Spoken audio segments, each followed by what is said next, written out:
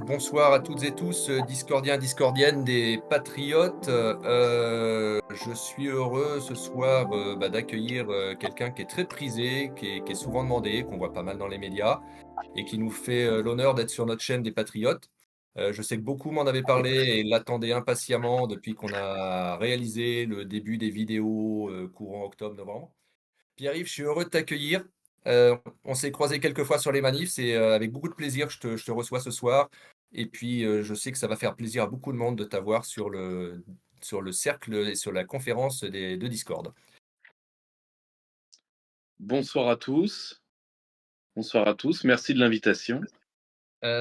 Pour commencer, puisque finalement c'est surtout toi qui va pouvoir te présenter le mieux, si tu peux juste, nous parler un petit peu de ton parcours, et puis nous dire comment tu en es arrivé là. Oh, c'est assez simple. Comme disait Salvador Dali, tant d'arrivisme pour arriver si peu.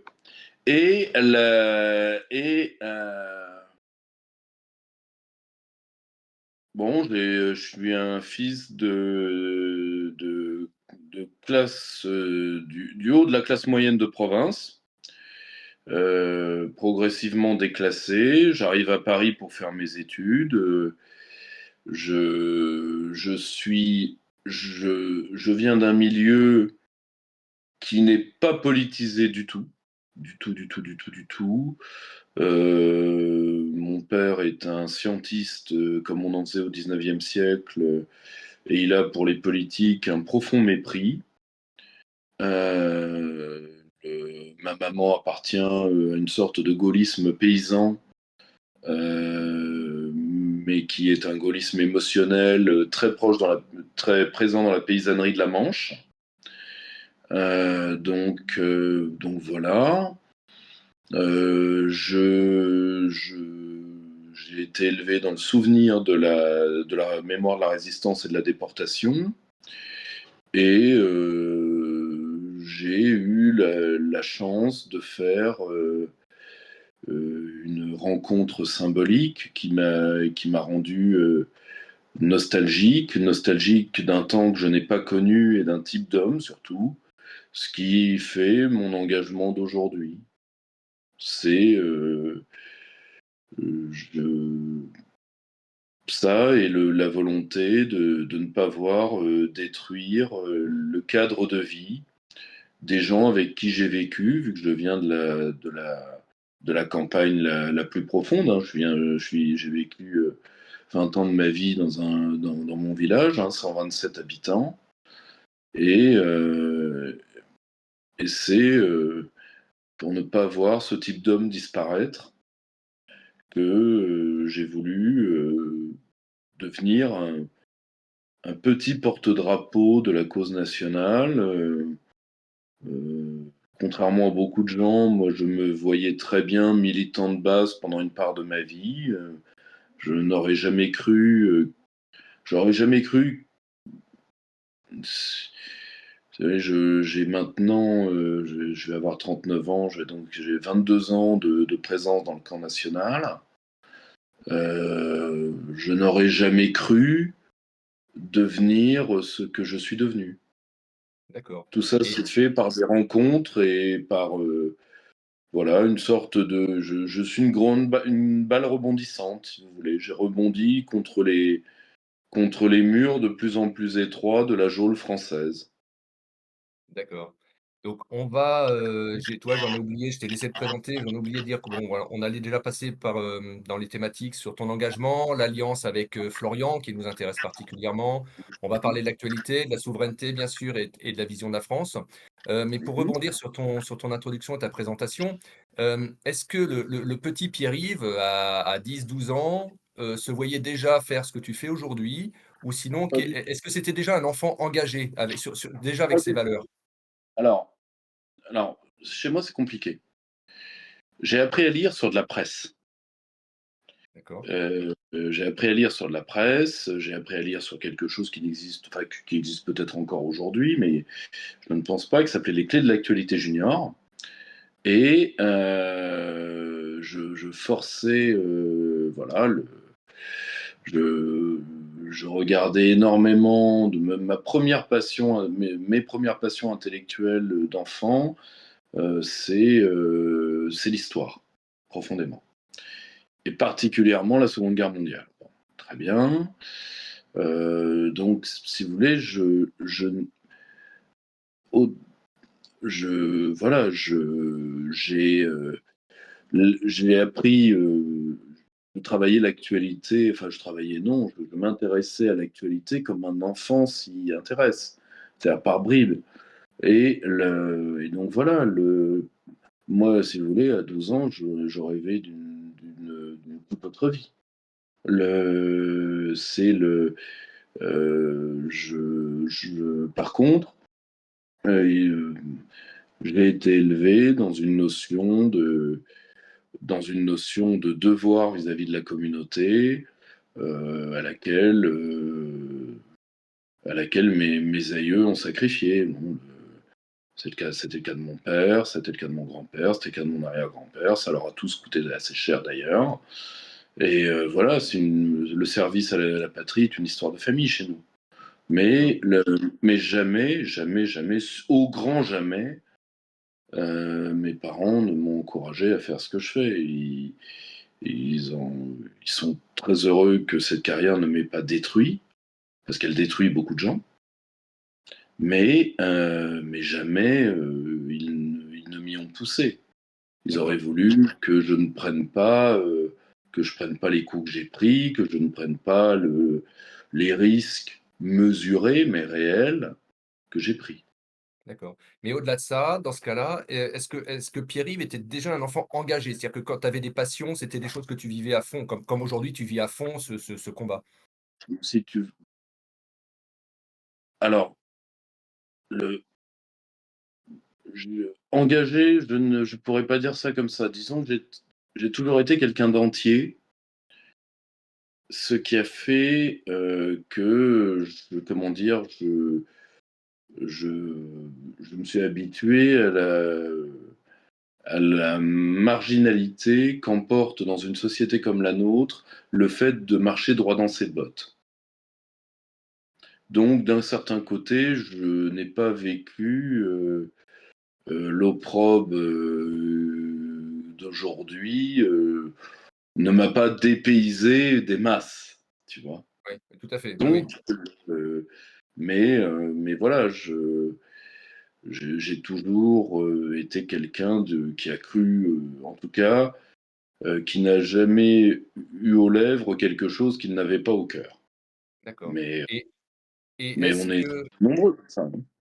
tu parlais tout à l'heure d'un homme clé ou d'un moment clé de ta vie. Est-ce que c'est quelque chose que tu gardes pour toi ou c'est quelque chose que tu peux nous divulguer? Donc, quelle était cette personne qui a donné le Alors, déclic chez toi? si vous voulez, moi j'ai eu beaucoup de grandes rencontres dans ma vie. J'ai eu quelques hommes particulièrement qui ont compté dans ma vie, mais là encore, qui m'ont donné les moyens d'avoir le choix. C'est eux qui m'ont appris profondément ce que c'était qu'être souverain. C'est-à-dire que tu es à la fois responsable et en même temps tu es acteur de ta vie. C'est-à-dire que s'il y a une chose que j'ai toujours refusée, c'est d'être acté par d'autres.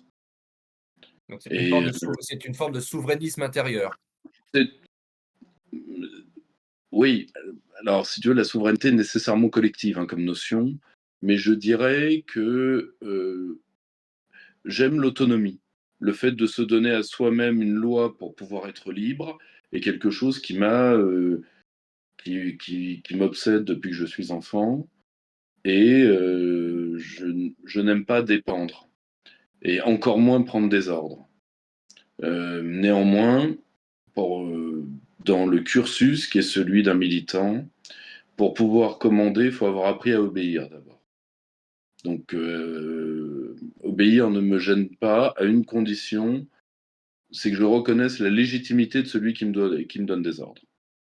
Mais quelque chose d'illégitime est quelque chose auquel je suis je suis trop borné. D'ailleurs, ça m'a beaucoup coûté à titre humain et personnel, hein, mais je suis beaucoup trop borné pour obéir à ça. D'accord. Donc après, donc au fur et à mesure de tes entretiens, de tes interviews, je voulais savoir, en fait, on apprend que tu te rapproches de Florian Philippot à un moment pour, et Mhm. à quel moment, en fait, vous vous êtes liés? Parce qu'on voit que vous êtes quand même il y a une vraie complicité entre vous qu'on ressent dans ces interviews, un vrai respect mutuel. Comment s'est fait cette rencontre avec Florian? Alors, je ne veux pas faire mentir Florian, surtout qu'il n'est pas là. Alors, moi, je remarque Florian Philippot très tôt. Je remarque Florian Philippot très tôt. Un ami, là, dont je tairai le nom, mais Florian le connaît, me parle de lui, ce jeune homme si brillant. Alors, en plus, mon ami en question s'illusionne un petit peu sur un point, c'est qu'il me dit, Florian n'est pas encore le Florian que nous connaissons, hein, mais il me dit, ce jeune homme est très brillant, et lui, contrairement à vous, Pierre-Yves, ne flirtera jamais avec le Front National. Je fais, bon, Oui, si vous le dites. bon, Et pas tellement visionnaire.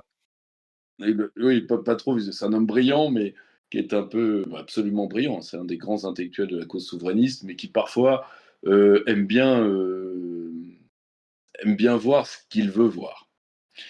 Et je remarque immédiatement Florian quand il explose médiatiquement, parce que je viens d'une tradition de méfiance vis-à-vis du Front National. Tradition que j'ai pu d'ailleurs, moi j'ai passé qu'un seul long moment avec Le Pen père, mais on s'est engueulé.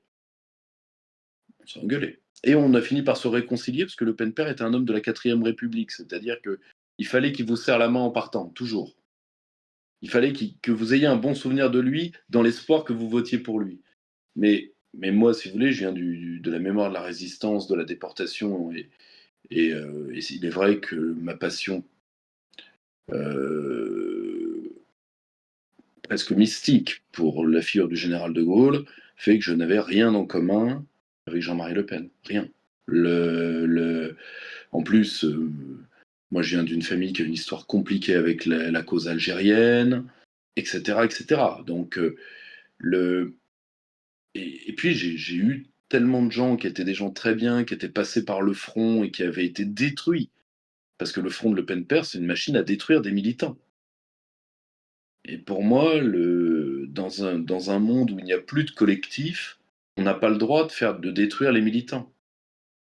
On n'a pas le droit. Parce que parce qu'on ne se rend pas compte, c'est que très peu de gens aujourd'hui veulent s'engager. C'est sûr. Or, le, la, la machine de Le Pen père a détruit, d'ailleurs Le Pen père le disait lui-même, c'était un des slogans du Front National, une centaine de militants du Front National de 1974 jusqu'au départ de Le Pen père comme président ont perdu la vie ou ont été handicapés gravement dans l'exercice de leurs droits civiques. Donc c'est vrai, cette histoire-là est vraie, malheureusement. Or, ce qu'il faut bien avoir en tête, c'est que je me dis enfin quelqu'un qui va rendre ce parti adulte, parce que pour moi, ça stérilisait 15% des gens, et je n'ai jamais... Je savais qu'il y avait parmi les cadres du Front National de l'époque des gens qui étaient très bien. Je ne les ai jamais diabolisés, parce que moi, j'aime pas diaboliser les gens. Je l'ai été, donc je sais ce que c'est. Il y a eu aussi, malheureusement, des gens qui appartenaient à l'extrême droite réelle, qui existe en France, bon, qui pèsent 1,2%. C'était les amis de M. Maigret, c'était des gens qui ne juraient que par l'Union européenne, parce que ça avait des pesanteurs historiques. Une grosse Allemagne, Mittel Europa, je vous fais pas un dessin. Oui. Mais ces gens-là ont toujours été groupusculaires, corpusculaires, même s'ils ont un avantage sur les souverainistes que nous sommes, c'est ils ont un fort robinet à pognon. Mais ils sont quand même très peu nombreux. Or, le problème, c'est que je me dis enfin quelqu'un qui va rendre adulte. euh, et le pire, c'est que je crois, Florian est même arrivé par sa magie à me faire croire peu de temps parce que bon, je commençais à apprendre à bien connaître le métier, mais m'a même fait croire que Marine pourrait se transcender. J'y ai cru. Alors j'y ai pas cru longtemps, hein, mais j'y ai cru quand même. Mais j'y ai cru, comme nous y avons tous, un peu cru, par le fait que Florian avait créé une vraie dédiabolisation, professionnalisation. Et donc, à ce moment-là, moi, je travaillais sur les idées protectionnistes. C'est la première fois que là, je m'engage à plein temps dans mes idées. Alors, j'ai fait toutes les campagnes. J'ai fait la campagne de 2005, qui est ma première grosse campagne. Mais voilà, à l'époque, je suis étudiant. Oui, très Quand jeune j'entre, encore. oui, bien sûr, quand j'entre au service du fonds CAPEC pour la réindustrialisation, c'est là d'ailleurs où je vais croiser Philippe Murer, par exemple. À cette époque-là, je croise un homme très particulier, qui est Jean-Luc Schaffhauser, et je l'oriente parce qu'il a des connaissances au sein du front, et je l'oriente vers les européennes, donc les européennes de 2014. Alors certes, il n'avait pas nos idées. Si vous voulez, c'est un démocrate chrétien européiste. Quand il va quitter la vie politique en 2019, il fera un ouvrage à la gloire du Frexit, hein. Donc, vous savez, je pourris tout ce que je touche. Donc, et je l'ai eu comme j'ai eu les autres. Mais, euh, mais il avait une qualité, c'est qu'il savait, c'est il avait les possibilités de conseiller le Front National pour pouvoir, comment dire, devenir un parti moderne en termes de gestion, mais gestion au sens le plus strict du terme, d'accord. Et Organisation. je, et je me disais, il peut aider à la professionnalisation de Front, voulue par Florian, et donc il est élu député. Il est élu député et je me rends compte malheureusement que même si je le combats tous les jours alors, il vient d'un européisme très particulier, hein, c'est un ancien démocrate chrétien, profondément catholique, donc pour lui, il voulait pas sauver l'Union européenne, il voulait sauver la chrétienté. Bon. Quand il se rend compte de là où il est, il commence à y réfléchir. Je sais que Florian se méfie un peu de lui parce qu'il a un caractère très difficile à contrôler. Florian se méfie de lui à raison. Euh, mais ça a certainement retardé d'ailleurs la relation que j'ai eue avec Florian. Mais au bout, je pense qu'on est vers 2016 et de 2015-2016, on se rapproche personnellement avec Florian. Moi, j'ai toujours eu énormément de considération pour lui parce que, si vous voulez, il y avait des qualités du personnage qui étaient assez extraordinaires. Si vous voulez, et, euh, et je remarque que dans ce parti auquel je n'appartiens pas et auquel je n'ai jamais appartenu de manière longue, enfin même pas de manière longue, de manière tout court d'ailleurs, je remarque que le courant anti-Philippot est très fort. Et ce courant va finir par me prendre pour cible d'ailleurs, alors que nous travaillons ensemble, mais de loin en loin avec Florian. On va commencer à beaucoup plus travailler ensemble à sa sortie du parti.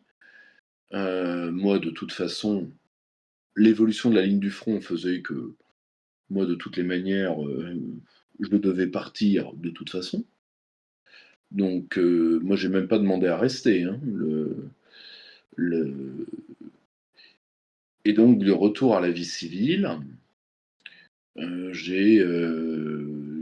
nous tombe dessus, donc là, à la fin des mandats, donc on est en 2019, va nous tomber le Covid. Et c'est là où on prend l'habitude de travailler avec Florian, et je dois dire que, voilà, moi j'ai toujours eu, il faudrait qu'il le confirme, mais j'estime avoir d'excellents rapports avec Florian. Il est vrai que je l'ai, je, j'ai toujours, j'ai tenté d'être le plus amical possible avec lui, comme avec d'ailleurs tous les membres les plus sincères de notre cause. Donc, moi, je suis très clanique, très protecteur comme type d'homme. Bien sûr, j'ai eu parfois des divergences légères, très légères avec Florian, et j'ai pu m'en expliquer avec lui, car j'estime que, comme nous sommes une grande famille, quand on a un problème en famille, on le règle en famille. Point. Et quand tu nous parles de donc après vous arrivez de 2019 avec le Covid, mais donc c'est la période entre la fin du front et 2019 où vous étiez encore où vous étiez, en relation à Bruxelles? Parce que qu'on sait que tu as travaillé à Bruxelles, Florian a été député européen. C'est Tout à sur fait. cette période-là que jusqu'au Covid quasiment, quoi? Ah mais déjà on commençait à travailler, ensemble, même bien avant que Florian parte. Mais c'est vraiment son départ du parti qui a structuré la relation telle qu'elle est aujourd'hui. D'accord, d'accord, Moi, à titre personnel, j'ai fait savoir très tôt que Florian plus là. Je ferai ma fin de service jusqu'en 2019, mais que comment dire, je ne me roulerai pas par terre pour rester. Puis d'accord. il était hors de question que je donne à la branche européiste du front le plaisir de les supplier, parce que ça, c'est très mal connaître le personnage. D'accord, et ce qui veut dire qu'en fait, quand souvent dans vos interviews, vos échanges, vous parlez de vos propres expériences, à l'Europe et à Bruxelles, c'était des expériences que vous avez vécues chacun séparé de votre côté, en fait, pas forcément que vous partagiez au Alors, moment? je veux profiter de chaque plénière, parce que moi j'étais en poste surtout à Strasbourg, pour aller saluer Florian. Le, D'accord, Ensuite, j'étais toujours là quand lui ou ses équipes en avaient besoin. d'accord, OK. Par contre, si tu veux, je ne voulais pas aussi mettre trop mon patron en porte-à-faux, à la fois parce que lui commençait à ouvrir les yeux, et en même temps parce que, et ça d'ailleurs c'est entièrement de son fait à lui, hein, parce que Jean-Luc a fait partie de ces gens qui... Jean-Luc avait a donné une oreille beaucoup trop attentive aux critiques contre Florian. C'est D'accord. d'ailleurs mon Romain Bessonnet, qui est un peu comme mon frère, si vous l'interrogez un jour, vous le dira. Euh, il y a eu des engueulades à propos de Florian dans mon cabinet, mais à en faire trembler les murs. Parce que j'évite de perdre mon calme. Je suis quelqu'un de très calme, mais je suis quelqu'un qui réagit très mal quand on... Je suis quelqu'un qui réagit beaucoup plus mal quand on met ses amis en jeu que quand on me met en jeu moi.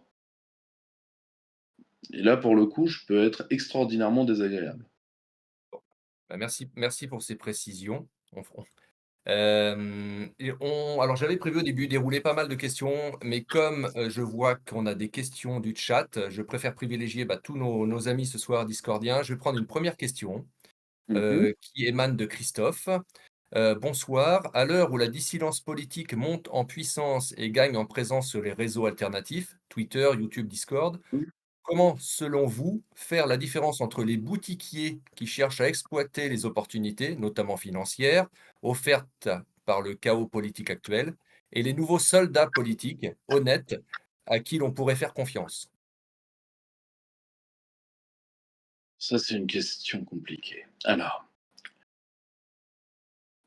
je pense qu'il y a trois manières d'évaluer un homme. Il y a trois manières d'évaluer une personnalité publique. Premièrement, quelqu'un qui essaye, autant que faire se puisse, que nous en sortions par le haut.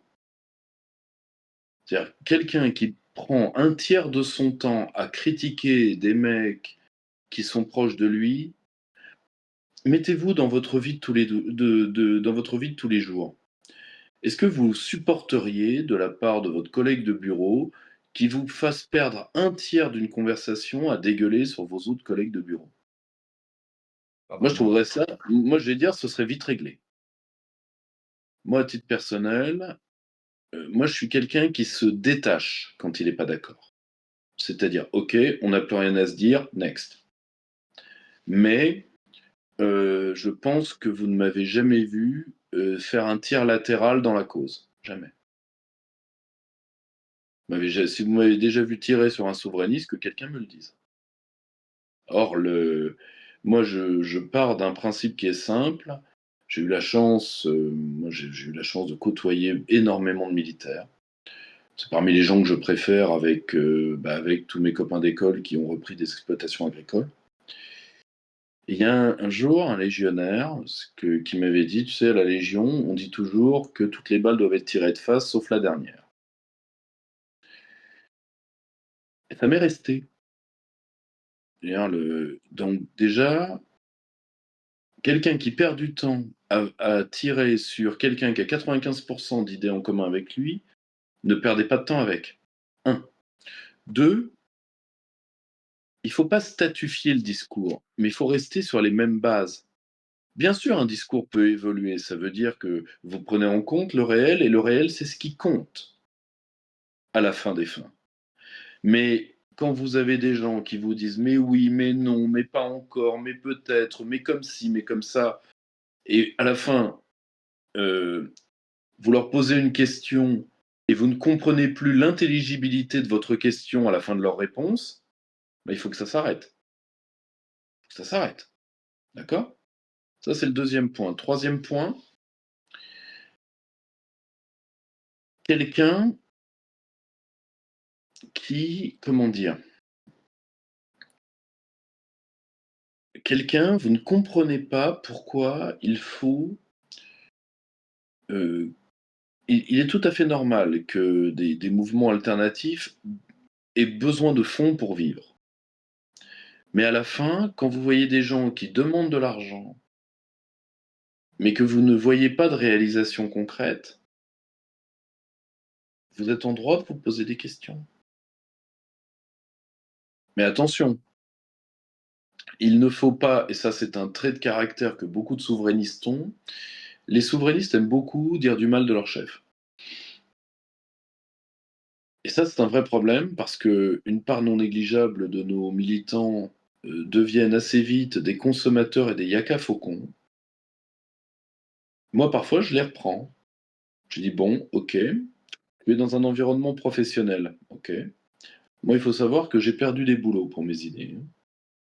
D'accord. Donc, euh, est-ce que tu assumes tes convictions? Ah bah non, OK.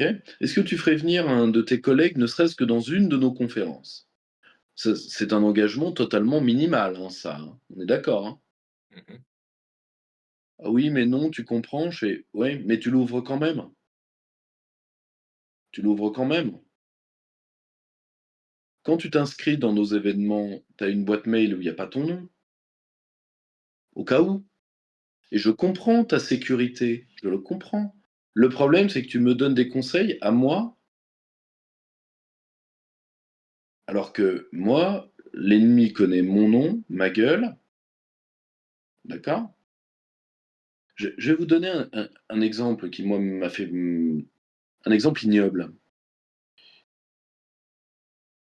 Quand, ces patients ont dû dire adieu à mon père, c'était il y a quelques mois. Vous avez plusieurs, petites saloperies appartenant à l'extrême droite identitaire qui sont venus, sur des messages laissés par des patients pour dire adieu à mon père, qui sont venus écrire des saloperies sur mon père, parce que c'était mon père, vous voyez? Ça, c'est vraiment une part assez ignoble de ce que peut faire l'extrême droite française. Je vais vous en raconter une autre. Le jour où ces adieux ont eu lieu, un journaliste local s'est pointé, et en réalité, il venait pas faire un article sur, les adieux de toute une communauté à un homme qui leur a offert 46 ans de principe médical. Il était venu pour s'attaquer à moi. Je lui ai fait comprendre assez facilement que comme il appartenait à une rédaction locale et que les gens là-bas étaient parce que c'est drôle quand vous avez 400-500 personnes qui pleurent pour le départ d'un homme. C'est une drôle d'expérience. Et je lui ai fait savoir que c'est pas moi qui allais m'énerver, c'est ces gens qui allaient s'énerver. Et que sa rédaction était à 10 kilomètres de là. Et que eux, ils sont pas très réseaux sociaux, parce qu'eux, ils ont de vrais boulots, hein. Ils sont paysans, machin, truc, ils ont de vrais boulots. Par contre, ils ont tous une bagnole. Donc à un moment, attention l'artiste. Il a compris la mécanique des poids et des forces. Vous voyez. Mais voilà, grosso modo, ce que nos chefs prennent tous les jours. Ça doit pas être drôle d'être Florian Philippot tous les jours. Ça doit pas être drôle d'être François Asselineau tous les jours. Ça doit pas être drôle d'être Nicolas Dupont-Aignan tous les jours. Or, une partie de nos militants, parce qu'ils se sont habitués à la fausse, au faux anonymat que donnent les réseaux sociaux et au sentiment de toute puissance que ça donne. Et, et surtout, ils se sont habitués à une culture de la critique systématique. Alors, je ne dis pas qu'une organisation doit vivre sans critique. Une organisation vit de ses critiques et de ses tensions internes. Je le dis juste que chez nous, le principe de légitimité joue. D'accord?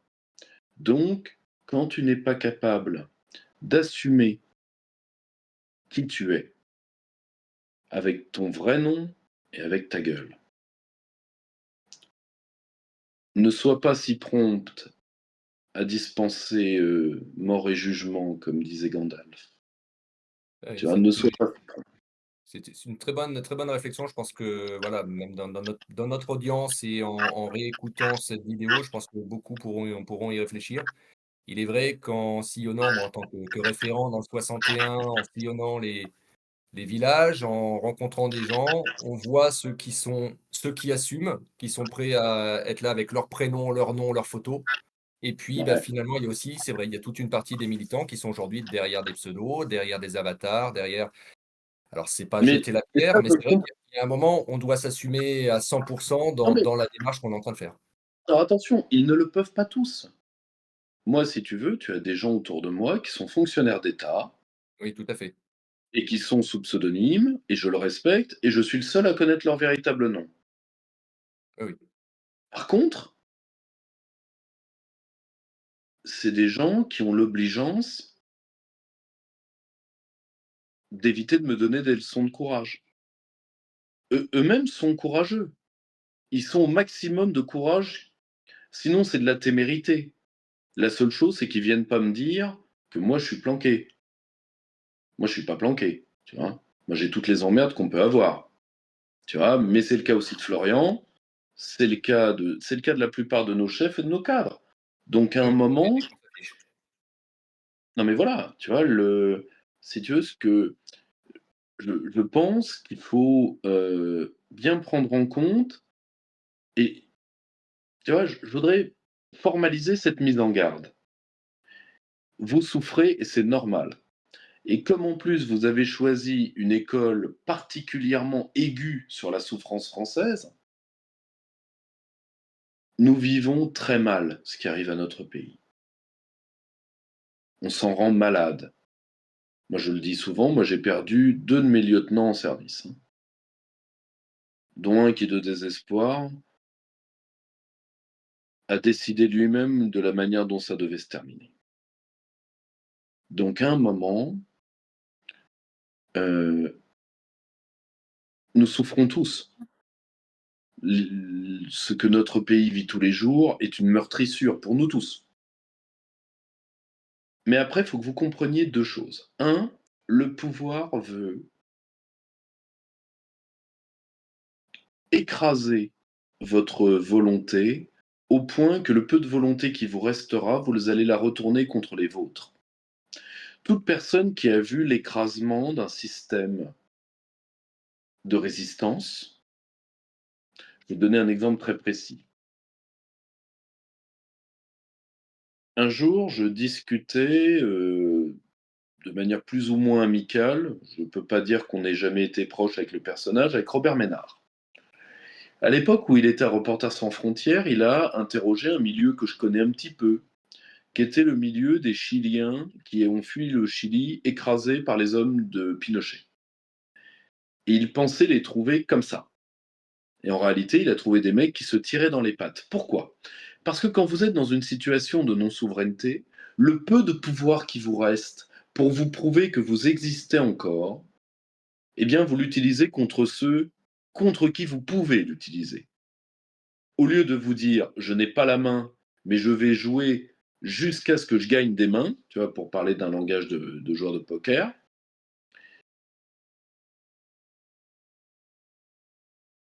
vous retournez ce pouvoir contre vos proches. Et en réalité, le parallèle de la vie de tous les jours est évident. On a tous croisé des gens qui, au seuil de la dépression, le font payer à tout leur entourage. Non pas qu'ils soient profondément mauvais, mais parce que la vie les heurte tellement qu'ils sont obligés de faire rebondir le coup qu'ils prennent. Et malheureusement, c'est l'entourage qui prend. Bah là, c'est pareil.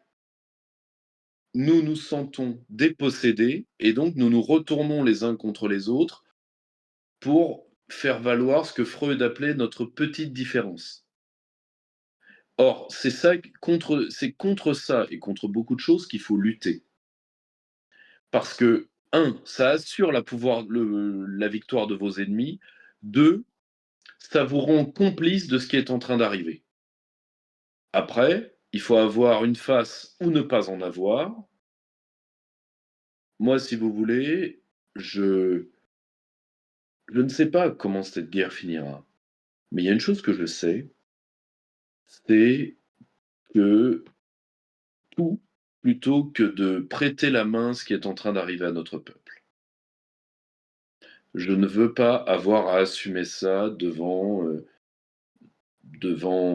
ma lignée. Je ne veux pas avoir à assumer ça devant mes parents pour le temps qu'il leur reste et devant mes enfants.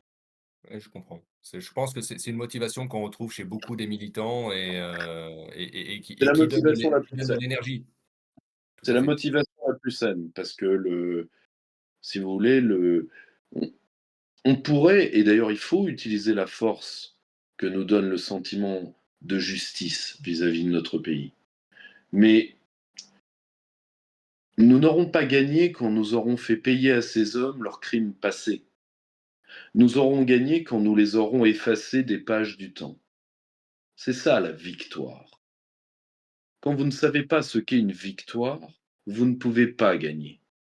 Nous aurons gagné quand nous aurons effacé les restes de la xénocratie. Mais ça passe par effacer les xénocrates eux-mêmes. Politiquement, bien sûr, j'entends. Tout à fait. OK. On passe à une question suivante. Finalement, je vais complètement laisser tomber mes questions parce qu'il y a plein de questions qui sont intéressantes. War Single nous dit: «Avec le récent scandale du Média Frontières, harcèlement, Hmm. même physique, de leurs journalistes, on constate que la liberté d'opinion devient de plus en plus menacée, une dictature totale pouvant s'installer par l'éviction lente et méthodique d'une majorité mentalement instable ou malade, voire financée par des camps à identifier.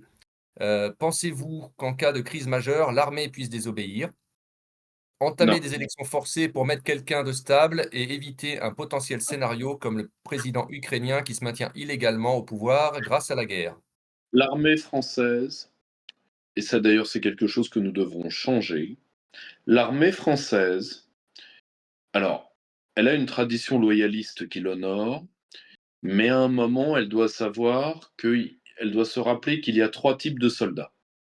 Il y a les soldats de la loi, il y a les soldats du politique et il y a les soldats de la nation. C'est-à-dire des hommes qui répondent aux ordres qu'on aurait dû leur donner. Je ne dis pas que l'armée, je n'appelle à rien, je dis juste que l'armée française doit être repolitisée dans le bon sens du terme. C'est-à-dire, il faut que vous le compreniez. Ça fait 40 ans, Alors, vous me direz, ça a un peu plus de 40 ans parce que De Gaulle avait détruit le corps le plus politique de l'armée qui était les paras. Oui, c'est vrai, mais les paras n'étaient pas politisés au bon sens du terme. Ils étaient politisés par le terrain. Donc, résultat, ils politisaient le fait militaire par une. Je vais vous donner un exemple précis. Ils pensaient que dans le Djebel algérien, ils allaient venger Dien Bien Phu. Mais Dien Bien Phu, c'est pas de l'islamo-gangstérisme, ce qu'est le FLN. Hein. Le FLN, c'est de l'islamo-gangstérisme. C'est un mélange de gangstérisme, d'islamisme et de stalinisme. Bon appétit, bien sûr. Et par contre, vous avez un vrai nationaliste, un nationalisme du Viet Minh. Nous n'aurions jamais dû avoir Dien Bien Phu. Si on avait écouté Leclerc, Diap n'aurait jamais voulu faire du mal aux Français. Diap l'a regretté toute sa vie, qui était un homme immense. Or, et on est arrivé à se battre avec cet homme immense pour tous les ratés du lobby colonial. Enfin, faut voir l'étendue des dégâts. Hein. Or, le problème, c'est que une partie des paras voulait la revanche de Dienne contre l'islamo-gangstérisme du FLN. Vous voyez, ça, ce n'est pas de la bonne politisation. C'est que vous utilisez politiquement des affects négatifs. Quand je parle de la vraie politisation, c'est qu'on se rend compte que l'armée est tout à fait capable de comprendre les situations. Moi, j'ai des tas de copains qui ont fait l'IHEDN. Vous savez comment ça se passe, une session de l'IHEDN? Je vous le dis. Pendant 15 jours, les militaires ferment leur gueule. Parce qu'on leur a appris deux choses. Et c'est ça qu'il va falloir briser. Un, on leur a dit, la France vous aime pas, les Français vous aiment pas. Alors que ah si, si, les militaires y croient franchement, je te le jure. Oui, non, mais Je te le jure. Or, le problème, c'est que tu vois n'importe quelle étude d'opinion, qui est le seul corps dans lequel les Français ont confiance? L'armée. non, tout à fait. Oui, c'est pour ça que Mais c'est assez contradictoire, quoi. le problème, c'est que les militaires y croient pas. Parce que une partie de leurs généraux, à partir de la troisième étoile, c'est-à-dire celle qui se gagne politiquement, répercute le discours des politiques, c'est-à-dire la France vous aime pas, et vous devez obéir. Et obéir, c'est-à-dire déblayer les conneries du pouvoir civil. C'est ce que je dis parfois avec une provocation. C'est, tu veux ramasser les poubelles? Appelle l'armée. Tu veux réussir ta bar mitzvah? Appelle l'armée. Or, le problème, c'est qu'il faut casser une deuxième chose, qui est le complexe de l'intelligentsia militaire. Tu vois, ça se voit à l'IHEDN. À l'IHEDN, les militaires ferment leur gueule pendant à peu près 2 à 3 semaines. Parce qu'ils se disent, les civils nous sont tellement supérieurs intellectuellement qu'on ne veut pas passer pour des cons. Et puis d'un seul coup, ils voient ce que c'est l'intelligentsia civile. Tu vois? Or, Juste pour le comprendre, l'IHEDN, c'est quoi, Pierre-Yves? l'Institut des hautes études de défense nationale. D'accord, merci. Alors, le problème, c'est que, si tu veux, il faut redonner à un corps qui, je pense, doit être le corps des colonels, profondément. Et d'ailleurs, vous avez des gens qui sont très intelligents. Là maintenant, vous avez de vrais intellectuels militaires. Je vais donner l'exemple. Alors, ça peut être de l'intellectuel de défense, comme un mec qui est brillantissime, qui est Benoît Billan. Ça peut être également un intellectuel à Képis, qui est le général Benoît Durieux. Or, après, vous me direz, les militaires sont des techniciens, ils ne sont pas là pour penser. Erreur. Connerie. Là, la, la guerre est un fait politique par nature. Si vous les dépolitisez complètement, ils gagneront par la technique et ils perdront sur le fond.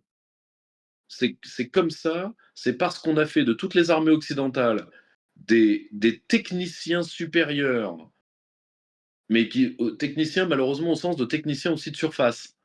Parce que appelés par leur technique supérieure à balayer derrière les conneries des civils, que l'Occident a perdu toutes ses guerres. Or, quand on ouvre les boîtes noires de ces guerres perdues, on se rend compte de quoi? Les armées savaient que ces guerres étaient perdues parce qu'elles étaient infaisables. Et je pense qu'il faut libérer cette parole militaire et remilitariser une partie de l'élite civile. Parce que de voir des gens qui ne sauraient pas charger un fusil de chasse et qui croient dans la magie des armes, alors qu'ils seraient infoutus de les utiliser pour sauver leur propre vie, ça fait en plus des civils ultra violents. Et je le dis franchement, et vous pourrez vérifier mes dires. Quand vous voyez une partie des conseillers à la défense qui entourent Macron, savez-vous quelles connaissances militaires réelles ils ont? Pour Mmh. beaucoup, ils sont wargamers. Donc ils ont été soldats, oui, mais dans Call of Duty. Je ne déconne pas. Vous avez des gens qui ont appris la pensée stratégique dans les jeux de stratégie. Or, le problème, c'est que la guerre, c'est un fait physique et mécanique. Quand vous voyez un mec qui est coupé en deux par une rafale ou qui est explosé par un drone kamikaze, ce n'est pas un jeu vidéo. Or, nous avons aujourd'hui des gens qui ont mon âge et qui sont au cabinet du ministre et dont la principale qualité est d'être des wargamers de folie. Donc, à un moment, il va falloir que tout le monde reprenne une dose de réalisme, et je sais que l'armée le veut pas. Un, parce que l'armée pense que ça va encore amputer ses budgets alors qu'elle est à l'os, et deux, l'armée ne veut pas avoir à faire partie de l'instruction du citoyen. Elle ne veut pas de ça, parce qu'elle se rappelle ce que c'était la fin du service militaire. D'accord? Eh bien, malheureusement, je crains qu'il faudra y revenir, mais aux conditions posées par l'armée et non par le pouvoir civil. Donc par des professionnels. Donc par des professionnels, parce que, si tu veux, il y a trois, qu'on le veuille ou pas, on ne peut pas, tu vois, nous vivons politiquement sur le fait de représentation.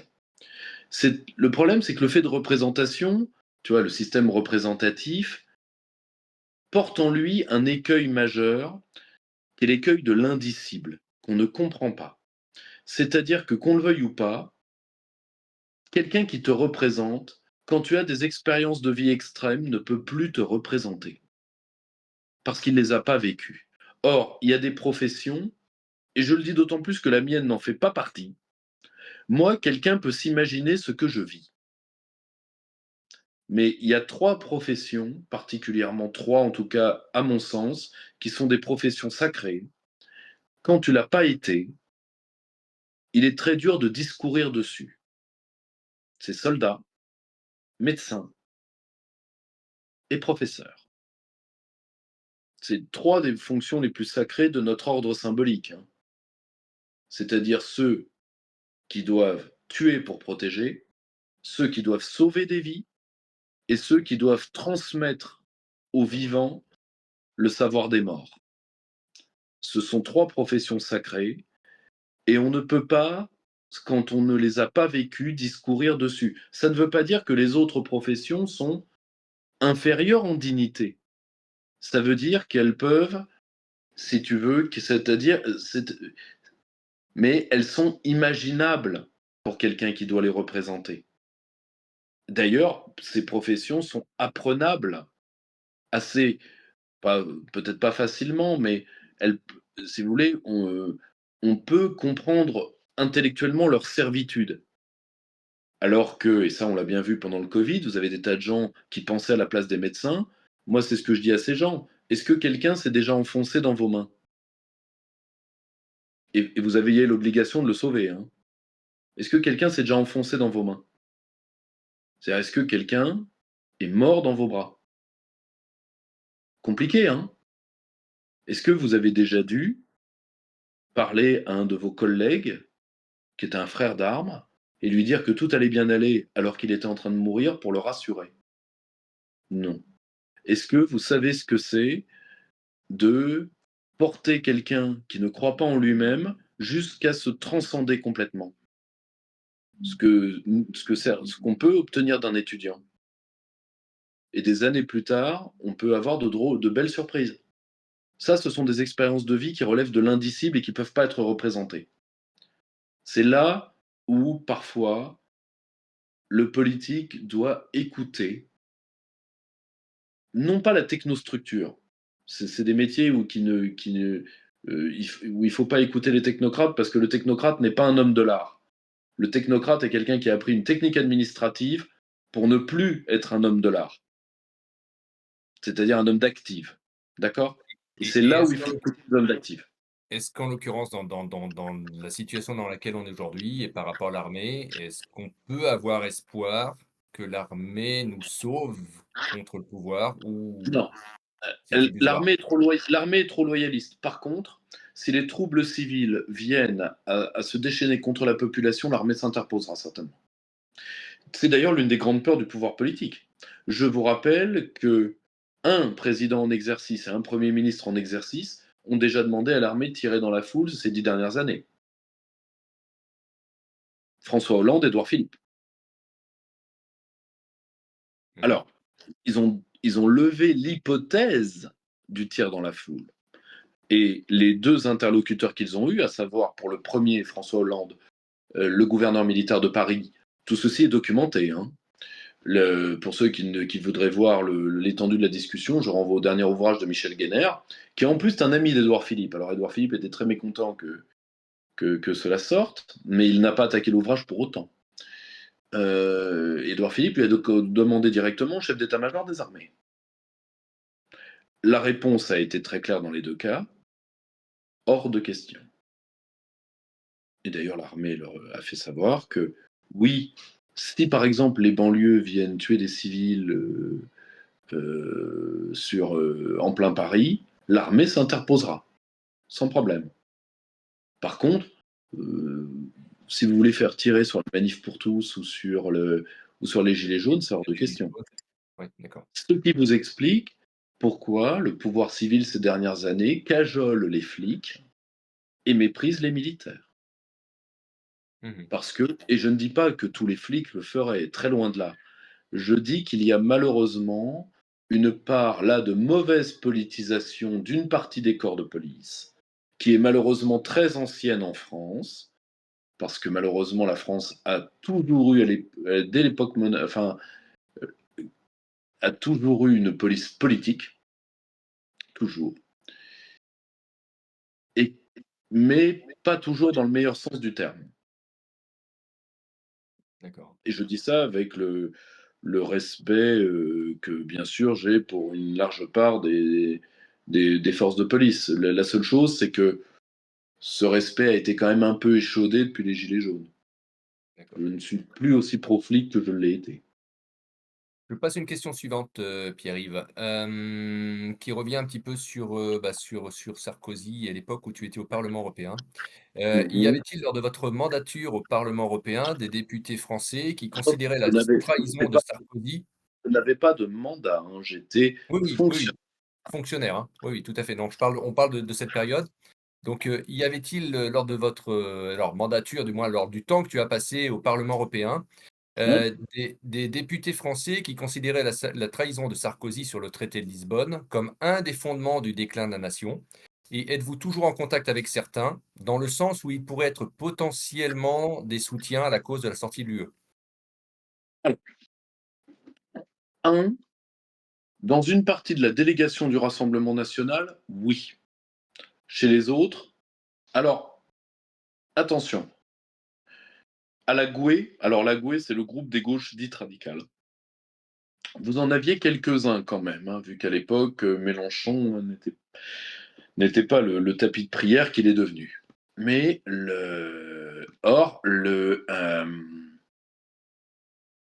bon, comment je vais vous dire ça? Est-ce que je suis en contact avec certains d'entre eux? Plus maintenant. Plus maintenant parce que euh, plus maintenant. Parce que vous, mais je peux vous dire que, et d'ailleurs je le dis dans ce qui est arrivé à Marine Le Pen récemment, des députés que je connaissais, et c'est drôle, c'est sincèrement, c'était parmi les plus honnêtes qui ont été condamnés. Mais je pense qu'ils ont accepté de prendre peut-être pour d'autres. Mais aujourd'hui, je pense que... n'oubliez pas que Jean-Marie Le Pen, son dernier discours au Parlement européen est un discours frexiteur. Et je dis ça avec les réserves que j'ai sur le personnage, mais je ne pense pas que... je pense qu'une partie de ces députés de l'époque, vis-à-vis de l'UE, regrette de ne pas en avoir fait plus. Moi, à titre personnel, je prenais mon travail, d'ailleurs c'est ce que j'ai dit quand j'ai été inspecté, je suis là pour m'opposer, je m'oppose à vous. Alors on me fait savoir que au Parlement européen, seule est prévue l'opposition interne à l'Union européenne. C'est-à-dire, je suis très européiste, mais ce texte-là ne va pas assez loin, ou etc. Je fais savoir, non, non, non, moi je m'oppose à ce que vous êtes. Je, me, je sais ce que vous faites, mais votre seule existence est une nuisance pour mon peuple. Donc voilà, c'est, si tu veux, j'espère qu'une bonne partie de ces députés a réfléchi. Mais voilà, je sais de source sûre que dans la délégation française de maintenant, il y a beaucoup plus d'européistes qu'à l'époque. Beaucoup plus. D'accord. Donc, Genre, j'insiste un justement, petit je peu fais. pardon, sur le chat à poser des questions, parce que je vois qu'il y a des dialogues, mais j'ai pas de questions. Je suis désolé. Ah si, j'ai Warsingle qui se permet une deuxième question.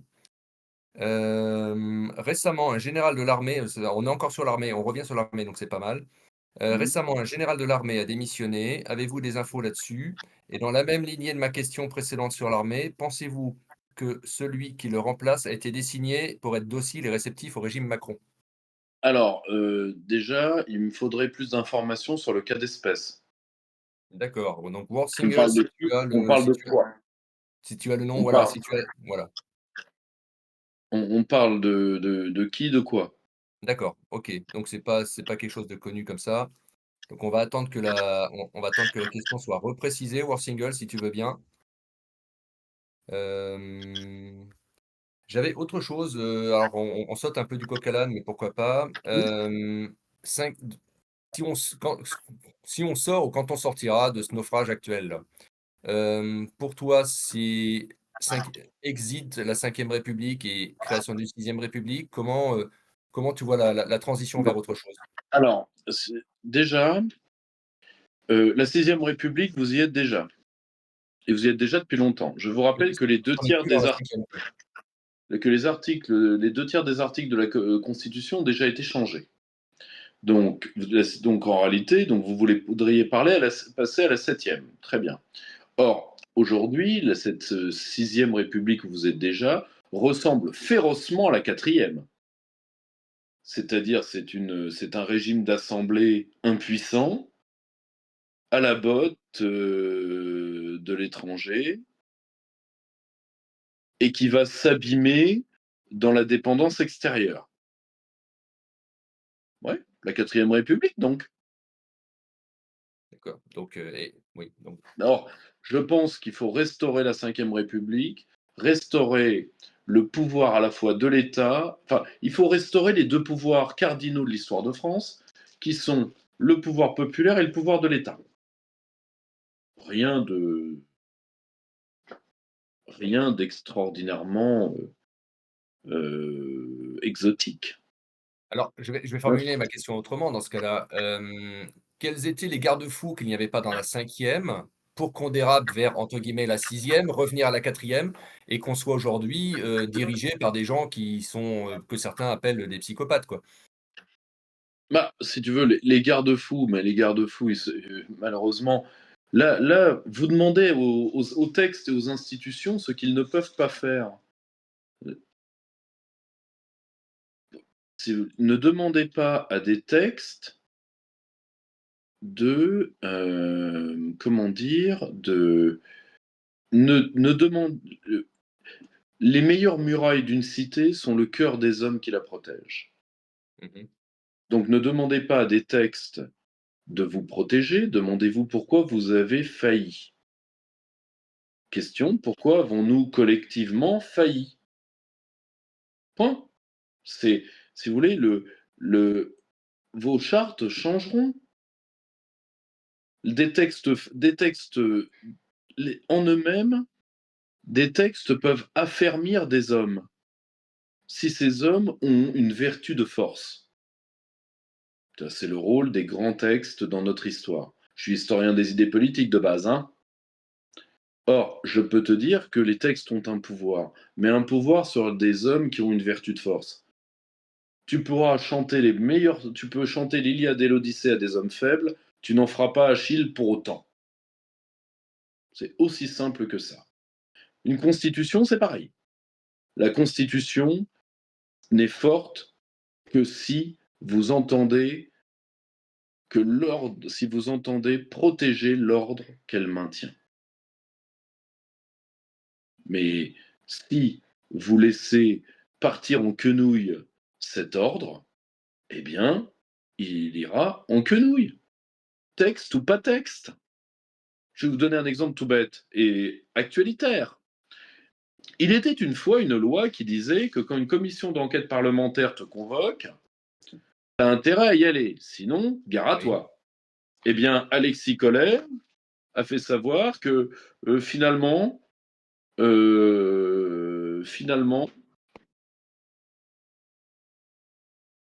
va voir sur Montmartre, sur la butte Montmartre si j'y suis. C'est la deuxième fois qu'il fait le coup, hein. C'est ce que j'allais dire, oui, Or, c'est pas la première fois, oui. ouais. Et qu'est-ce qui s'est passé au fait? Rien? Oh bah dis donc, dis donc, c'est pas bien. Mais au fait, s'il se passe rien, ça veut dire qu'il pourra le faire une troisième fois. Oui, donc ça veut dire que ce texte est mort. Tu vois? On parle toujours de crise de sens. Oui, il y a une crise de sens, mais il y a une crise de sens parce qu'il y a une crise de poids. Les penseurs d'Europe de l'Est le disaient très bien sous le soviétisme. Les mots perdent leur sens parce que d'abord ils perdent leur poids. C'est peut-être ce que Nietzsche avait vu quand il avait dit encore un siècle de journalisme et les mots pueront. Tout simplement parce que les mots ont perdu leur poids. D'ailleurs, vous avez un très très beau film là-dessus, enfin un très beau dialogue, qui est dans le film des Hommes d'honneur, avec un Jack Nicholson au sommet de son art, et je dois dire que Tom Cruise y est beaucoup moins urticant qu'il ne l'est d'habitude. Et à un moment, vous avez un très très bel échange qui commence par vous ne l'encaissez pas la vérité. Et le personnage de Jack Nicholson, qui est le colonel Jesset, dit notre devise c'est honneur, code, loyauté. Ces mots sont le leitmotiv d'une vie passée à défendre des bastions. Chez vous, ces mots terminent en gag. Voyez, regardez un journal quelconque, télévisé, papier, ce que vous voulez, et voyez les grandes notions qui sont dedans.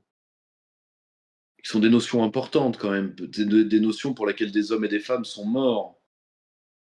Et voyez à quel point ces mots deviennent légers. Légers au point d'en être ridicules. Vous voyez ce que je veux dire?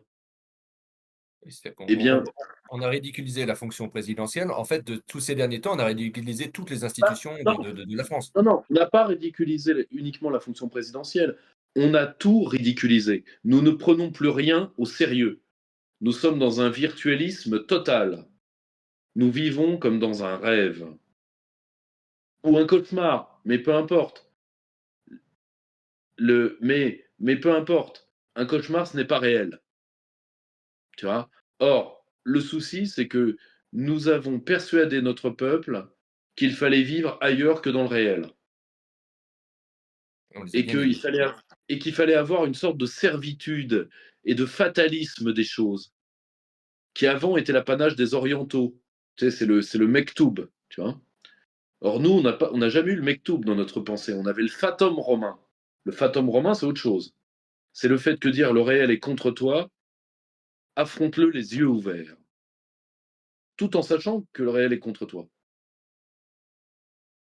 Tu vois, c'est la différence entre le fatalisme oriental qui est Allah l'a dit ou Allah ou n'importe qui d'autre, et on n'y peut rien, et les Romains qui regardaient la mort dans les yeux. C'est pas, si vous voulez, ce n'est pas du tout la même pensée. Or, nous, on a dit à notre peuple, le réel est contre vous, vous ne l'affronterez pas, mais vous avez des paradis artificiels. La consommation, le virtualisme, une partie des réseaux sociaux. euh, les gens vivent comme dans un rêve. Ça va mal finir. Tu vois, ça va mal finir. Or, il faut, même si le réel est douloureux, il faut apprendre à aimer la douleur. Car c'est le seul, si vous voulez, n'oubliez jamais que dans une crise de démence, et je pense que l'Occident vit une crise de démence sénile, mais dans une crise de démence, dans une crise hallucinatoire, parfois on est obligé de si vous voulez, c'est une expression populaire. Je vais me pincer pour me réveiller. Ça trahit quoi? Ça trahit que parfois la douleur représente le seul principe de réalité. Or, il faut revenir à un principe de réalité, quand bien même celui-ci est douloureux. C'est le seul moyen de mettre un coup de pied au fond de la piscine. Le seul. Sinon, on va faire ce qu'ont fait nos parents. Et ils avaient peut-être pas le choix. Et moi, je suis pas du tout quelqu'un qui a un réflexe anti-boomer parce que j'ai un problème avec mes parents. Je déifie mes parents. Moi, j'ai dû avoir une dispute avec mon père en 40 ans, hein. Donc, je suis vraiment pas un 68ard, hein. La seule chose, c'est que nos parents, parce que souvent ils n'en ont pas eu le choix, nous ont refilé la patate chaude. Alors, question, est-ce que nous, on va devoir refiler la patate chaude? Moi, je préfère que si la patate doit brûler des mains, je préfère que ce soit les miennes et pas celles de mon fils. Et ce pincement, ça va être quoi pour toi? Très difficile à dire. Très difficile à dire parce que ils sont allés tellement loin. Alors, on dit, les gens n'ont pas réagi. Oh, attention, On ne peut pas savoir attention, quand ils réagissent, oui. attention. Si vous voulez, vous connaissez tous l'histoire de Louis-Philippe. Je pense pas, mais Louis-Philippe, moi, Louis-Philippe est 1er le nom, donc 12e vas-y. banquet. Bah, si vous voulez, attendez, il faut pas que je les confonde. C'est Louis-Philippe ou c'est Charles X? Ah non, j'ai un trou là.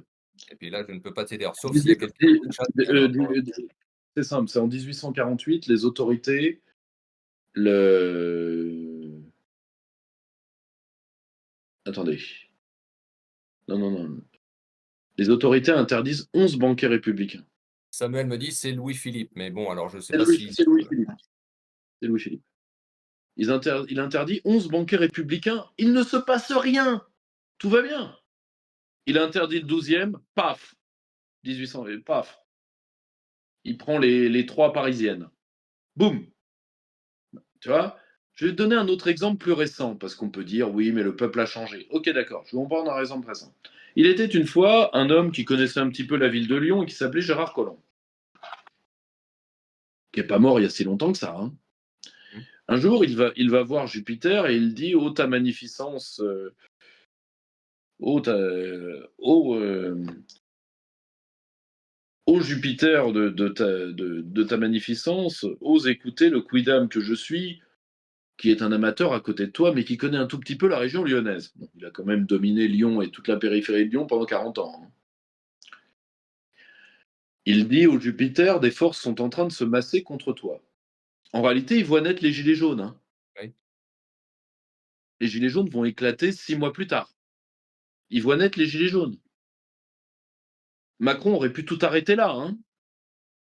Mais Macron lui dit, tu oses tu oses déranger le soleil de l'univers avec tes histoires de poivreaux lyonnais. Et Colomb aura cette phrase, il dit, j'ai su à ce moment-là, il finira par le dire, je crois au canard enchaîné, mais c'est à vérifier. Le, il dit, je crois, il dit, c'est à ce moment-là que Emmanuel Macron a décidé de se débarrasser de moi. Il avait raison d'ailleurs. Mais tu vois, on ne sait jamais. C'est ce que on appelle l'acte de trop. C'est un acte de trop. Tu ne sais jamais quand l'acte de trop aura lieu. Jamais. Jamais. oui. Or, par Et contre, Florian le répète souvent, effectivement, il y a un moment, il y a une goutte, il va y avoir la goutte de trop et c'est le point de bascule. l'acte de trop, tu vois, en théorie, c'est un terme qui n'est pas dans l'œuvre de mon vieux maître Alexandre Dorna, mais c'est un terme que j'ai créé à partir de son œuvre. C'est-à-dire que la déglaciation émotionnelle, tu sais jamais à quel moment la glace va fondre. Oui. Par contre, c'est une chose, c'est que ça va te péter la gueule. Comme on n'a pas pu anticiper la chute du mur de Berlin, on savait qu'à un moment ça allait venir, mais pour certains, ils la voyaient 25 ans, 50 ans plus tard et puis finalement, c'est quand Bien même sûr, arrivé en novembre 89. bien sûr, bien sûr. Et le problème, c'est que Je vais vous donner un exemple. Il y a une phrase que j'aime beaucoup, qu'on utilise en philosophie, qui s'appelle «Le contingent réalise le nécessaire». Et elle a été rappelée, par exemple, par quelqu'un de très bien, dont je vous recommande l'œuvre, qui est le philosophe Denis Colin. Le contingent réalise le nécessaire. Le contingent, c'est Donald Trump fait la guerre commerciale. Le nécessaire, c'est que la mondialisation commerciale doit crever. D'accord? Donc, aller vers le nécessaire. Le nécessaire, c'est qu'à un moment, l'oligarchie occidentale, quoi qu'on pense, est en train de reculer. Elle recule sous tous les fronts. Donc il est évident que comme nous sommes le front le moins structuré, elle nous tape plus dessus. Bah oui, évidemment. Elle recule sur tous les autres plans. Donc il faut qu'elle. Or, c'est une classe parasitaire. Bon, il faut bien qu'elle suce quelqu'un pour vivre. Bon, eh bien, c'est normal qu'elle soit plus violente avec nous, puisque nous sommes le front qui lui résistons le moins. Non pas parce que nous n'avons pas la volonté, mais parce que nous n'avons pas la discipline pour le faire. Et n'oubliez pas que quand ce front se réveille, c'est là où l'oligarchie tape le plus fort. Aucun mouvement n'a vécu ce que nous avons pris dans la gueule ces 5 dernières années. Aucun. Enfin, pardon, ces 10 dernières années. Aucun. D'accord? Donc, n'oubliez pas que cette oligarchie étant en train de reculer à l'échelle internationale, elle va être d'autant plus violente avec vous et vous n'avez pas le choix de vous défendre. Tu vois? Tout à fait. Mais ayez bien ça en tête. Le contingent, le nécessaire. D'accord? D'accord. Petite question rapide, alors mais peut-être qu'on y reviendra lors d'une autre vidéo et puis également d'un intervenant complémentaire. On l'avait abordé avec Kenny Bussac, il y a quelques mois, au mois de novembre.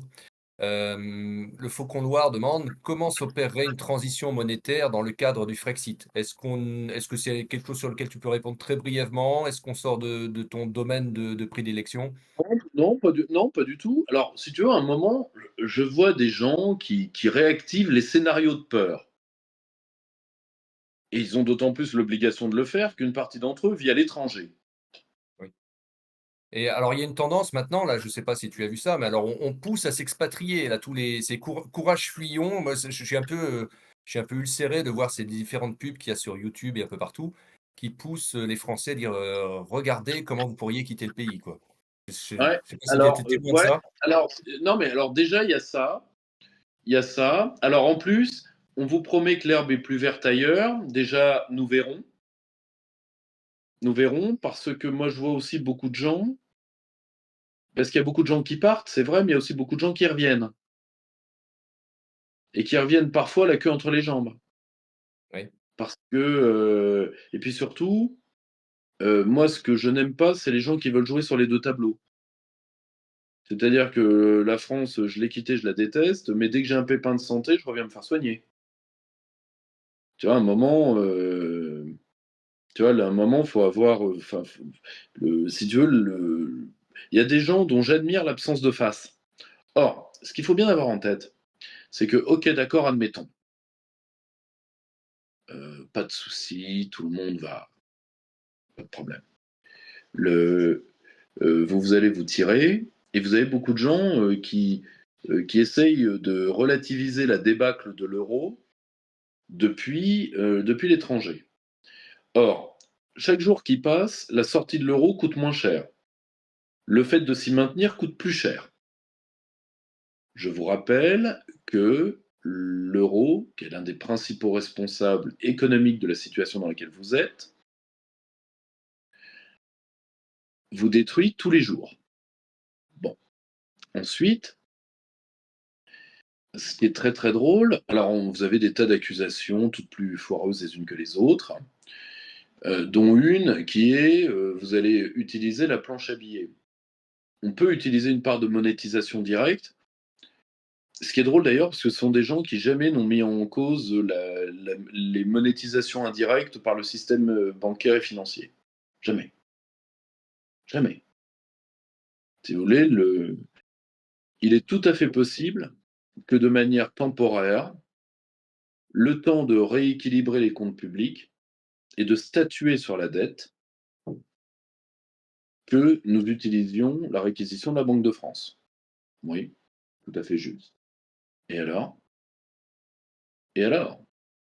Et objectivement, tous les scénarios de sortie de l'euro sont prêts et d'ailleurs l'Allemagne les a fait pour elle, nous les avons fait pour nous. Une partie des banques étrangères, et je pense particulièrement des banques japonaises, les ont testés. Au passage, la France n'est pas le pays qui s'en sort le plus mal, très loin de là. Et surtout, à un moment, il faut se demander les impacts à long terme du maintien de l'euro. Oui. On voit déjà ce que ça donnait pendant 25 ans ou 30 ans, donc Ben, c'est très simple, hein, voyez l'état de l'Italie, voyez l'état, voilà, l'euro-servilité, la germano-servilité de la modèle de la droite actuelle qui est Mélanie, ce qui, moi, me fait beaucoup rire, parce que moi, j'ai des conseillers, italanophones. Donc moi, l'escroquerie Mélanie, je peux vous la commenter en live. Le mec parle pas 3 mots d'italien, mais c'est pas grave, il la ramène quand même. Mélanie, c'est une catastrophe. C'est quelqu'un qui a doublé la charge migratoire. Le taux de croissance de l'Italie est à 0,3% cette année. L'Italie se désindustrialise. Bon. L'Italie a une crise démographique telle que le peuple italien est presque sûr, lui, de disparaître, ce qui n'est pas encore notre cas. D'accord? Donc, à un moment, de rester dans une machine à déprimer l'économie qu'est l'euro, dois-je rappeler que la zone euro ne s'est jamais fondamentalement remise de la crise de 2008, contrairement à toutes les zones économiques? Pourquoi? Parce que, vous savez, l'euro est un goulot d'étranglement. C'est-à-dire que quand le monde va bien, il n'en profite pas. Quand le monde va mal, il va plus mal que les autres. Vrai ou faux? Prenez les oh, données, oui. voilà. C'est-à-dire qu'aujourd'hui, en plus, maintenant que la croissance va se concentrer en Asie orientale, à un moment, il faut laisser les idées du 19e siècle mourir d'elles-mêmes. L'Europe est une vieille idée, l'euro est une très vieille idée, qui était foireuse dès le départ, qui n'a tenu aucune de ses promesses et qui a saigné les populations. Hein, je vous renvoie au cours, par exemple, de la croissance italienne entre 1995 et nos jours. Hein, vous allez avoir une courbe, ça c'est rarissime statistiquement, qui est cassée nette. D'accord? Je vous renvoie aujourd'hui, alors que c'est le seul pays qui profitait de l'euro, regardez l'état de l'Allemagne. Oui, Alors que l'euro a été taillé pour elle. Elle n'a aucune excuse. Aucune. Tous les pays se sont saignés pour elle. Regardez l'état dans lequel elle est. Donc, et elle n'a pas du tout été abattue de l'extérieur, l'Allemagne. Hein. Elle paye le fait d'avoir par l'euro rançonné ses clients. C'est con pour une puissance exportatrice. Hein. Parce que quel est le pays qu'elle a le plus sucé? L'Italie, puis la France, puis l'Espagne. Or, vous me direz, l'Allemagne fait des excédents ailleurs. Oui, mais ce n'est pas l'excédent qui compte. C'est le gras que vous faites dans une exportation. Ce n'est pas l'excédent en lui-même. C'est combien cet excédent vous rapporte. Vous voyez? la rentabilité. C'est ça qui compte. Or, le problème, c'est que l'un des partenaires les plus rentables pour l'Allemagne, c'est la France. C'est con. Le système allemand est en train de détruire la France. Donc à un moment, quand vous êtes une puissance exportatrice et que vous pour des raisons d'impérialisme mal digéré, que vous étouffez vos clients comme le ferait un serpent constricteur, ben à un moment, vous finissez par crever. Quand en plus, ces restes d'impérialisme vous obligent à vous lancer dans une guerre perdue d'avance contre la Russie, que je rappelle que l'Allemagne était à la manœuvre en 2014, hein, elle ne l'est plus parce qu'elle a très vite été remplacée par les Américains et les Anglais pour des raisons de professionnalisme, mais elle a été vaincue. Mais elle était à la manœuvre. D'accord. Donc, si vous voulez, c'est une somme d'erreurs allemandes qui fait l'Allemagne d'aujourd'hui.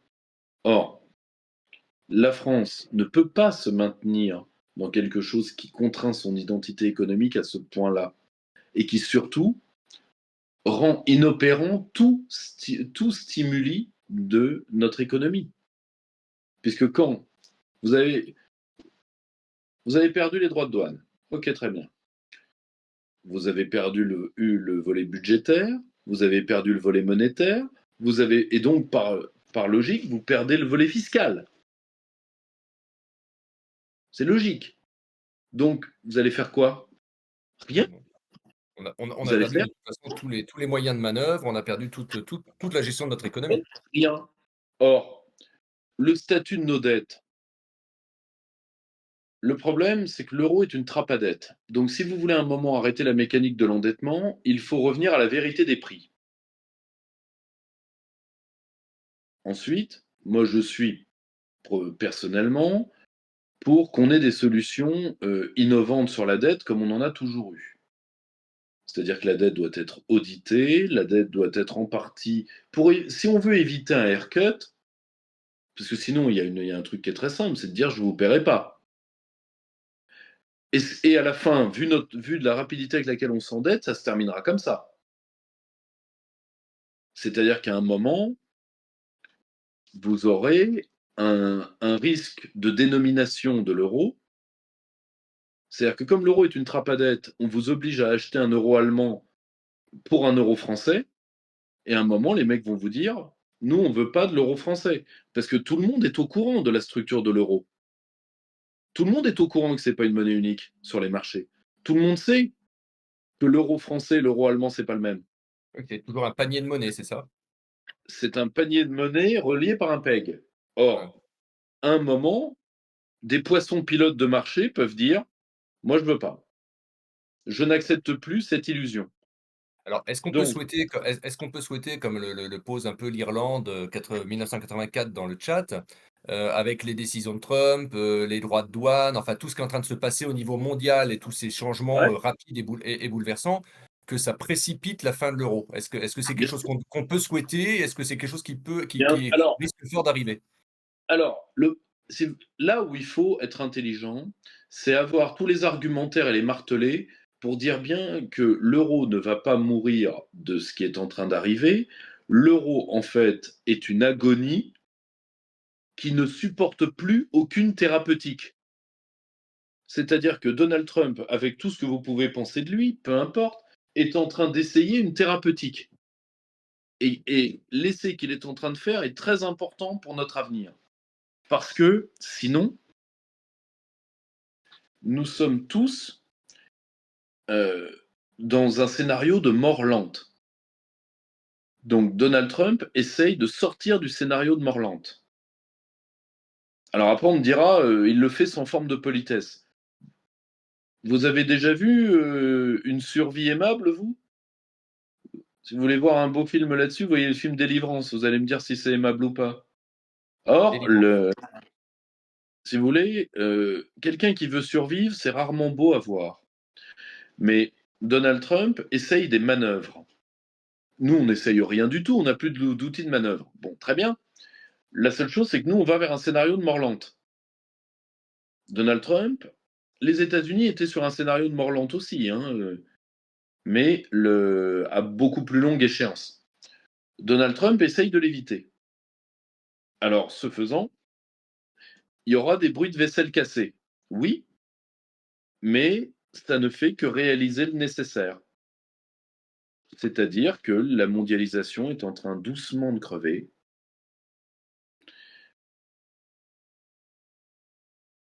Et d'ailleurs, l'un des pays qui s'en est rendu compte la première, c'est la Chine. C'est quoi les routes de la soie, à votre avis? Les routes de la soie, c'est de compenser en dur des réserves de change pour éviter de les perdre au casino. C'est aussi Est-ce simple que ça. est-ce que tu peux expliciter là? Parce que pour moi, c'est assez vague, peut-être C'est pour. très simple. La Chine avait largement payé la crise de 2008. Elle nous D'accord. en veut à mort pour ça, et à raison. Et donc, elle s'est dit, OK, moi j'ai des réserves de change et qui ne sont que du papier-monnaie. Je vais en faire des ponts, des projets, du dur. Parce que ça, pour le coup, c'est de la vraie possession. Vous avez la naissance des routes de la soie.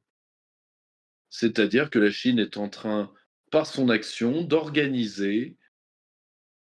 Mon ami est très bon spécialiste de la Chine, Jérôme Ravenel, dit bien, son modèle, c'est la dynastie Tang.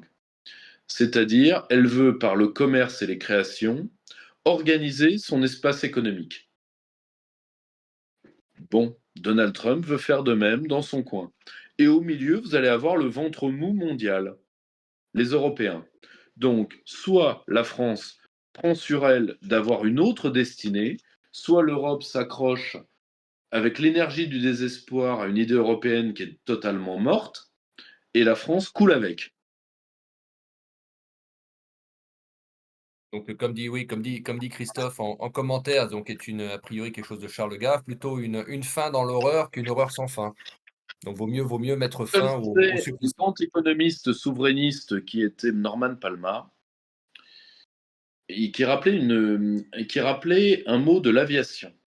Each landy is a good landy. Tout atterrissage est Oui, un bon atterrissage. oui, Voilà, aussi simple que ça. OK. Comment bah, le temps est passé très vite avec toi, comme souvent, et puis c'est fort agréable, on apprend plein de choses. On va finir sur quelque chose une question, mais qui est un peu plus légère et puis qui va venir compléter, bah, notre culture. Parce que les patriotes que nous sommes, on entend justement souvent parler de ton cercle Aristote. Pour beaucoup, finalement, voilà, le cercle Aristote, c'est Pierre-Yves Rougeron.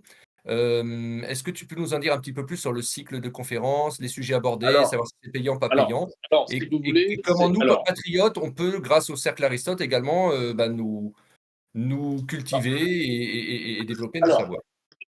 vous, si vous voulez, le cercle Aristote, c'est alors déjà, ça fait très très très longtemps que ce n'est pas. D'ailleurs, ça n'a jamais été, ça ne s'est jamais réduit à ma personne seule.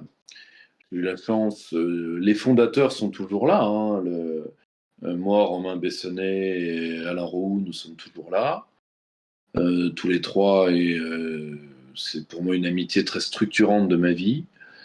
Euh, Bien sûr, nous sommes devenus une institution. C'est-à-dire que nous faisons des conférences en province de temps en temps, mais à Paris toutes les semaines. Je dis en province de temps en temps parce que j'aimerais que des membres de mon organisation prennent en régularité, mais c'est très compliqué d'ouvrir des cercles de province. Très compliqué. On en a plusieurs qui tournent bien, hein, le cercle Jean Mermoz à Toulouse, le, le, on a un cercle à Strasbourg, on en a un autre à Brest, enfin, mais c'est quand même compliqué de tenir sur la durée, là où le cercle de Paris, c'est une rencontre toutes les semaines. Grosso modo, 48 semaines par an. Grosso modo, enfin 46 à 48. Grosso modo, c'est simple, hein, c'est de la première semaine de septembre à la deuxième semaine de juillet.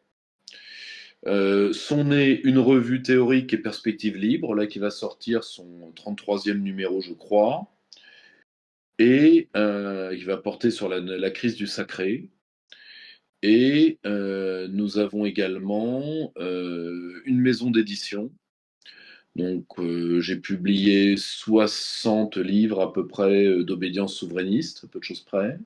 D'accord. Et je traduis les auteurs souverainistes étrangers. Donc, vous pouvez nous suivre par la chaîne, par l'ensemble des réseaux sociaux. Vous pouvez lire nos livres, venir aux conférences pour ceux qui sont en région parisienne ou si nous sommes amenés à venir par là, vu que j'attends de mes équipes de province que de temps en temps elles me fassent venir pour que je rencontre les militants, quoi. D'accord. Donc on peut avoir donc une vraie source de lecture souverainiste aussi, donc au sein du cercle Aristote, quoi. Bien sûr, oui, oui, non, mais surtout, et puis bon, on a une chaîne. Qui, il est vrai, est moins puissante que la chaîne de Florian. On est presque 200 000 dessus, mais on produit quand même énormément. On produit 3 à 5 vidéos semaine, tout de même. Bah, écoute, on va aller lentement vers la fin. Je crois qu'on n'a plus forcément de questions. J'aime bien finir avec une chose aussi, bah, tu as des enfants, je pense qu'une partie des gens qui nous regardent et qui nous regarderont ont des enfants. Qu'est-ce que tu dirais aux petits aujourd'hui qui ont 10-12 ans et puis qui sont, très influencés par l'Union européenne? Qu'est-ce qu'on leur donnerait comme espoir à la fois pour faire la part des choses, et pour leur donner, l'espoir et l'envie de changer les choses aussi? Bah, déjà, il faut leur redonner, ça c'est un mot d'un poème de la Résistance, il faut leur redonner l'orgueil de vivre, l'orgueil d'exister. Il faut leur dire, voilà, tu n'es pas là par hasard, tu n'es pas une poussière, tu as dans les mains un héritage gigantesque qui doit te porter toujours vers de très hauts projets.